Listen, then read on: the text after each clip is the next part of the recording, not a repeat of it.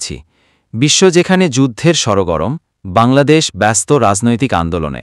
বিশ্বজুড়ে যখন যুদ্ধ ও সংঘাতের উত্তেজনা চরমে, বিশেষ করে ইসরায়েল, ইরান, ইউক্রেন, রাশিয়া ও চীন তাইওয়ান ইস্যুতে আন্তর্জাতিক অঙ্গন টালমাটাল, তখন ভিন্ন চিত্র বাংলাদেশে।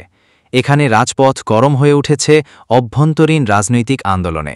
বিরোধী রাজনৈতিক দলগুলো সরকার বিরোধী কর্মসূচি চালিয়ে যাচ্ছে নিয়মিত। পাল্টাপাল্টি সভা মিছিল, হরতাল ও অবরোধে উত্তপ্ত দেশের বিভিন্ন অঞ্চল। দুর্নীতি, দ্রব্যমূল্যের ঊর্ধ্বগতি, নির্বাচন ব্যবস্থা সংস্কারসহ নানা ইস্যুতে বিরোধী দলগুলো সরব। একদিকে বিশ্বজুড়ে যুদ্ধ পরিস্থিতি নিয়ে উদ্বেগ বাড়ছে, অন্যদিকে দেশের রাজনীতি চলছে নিজস্ব গতিতে।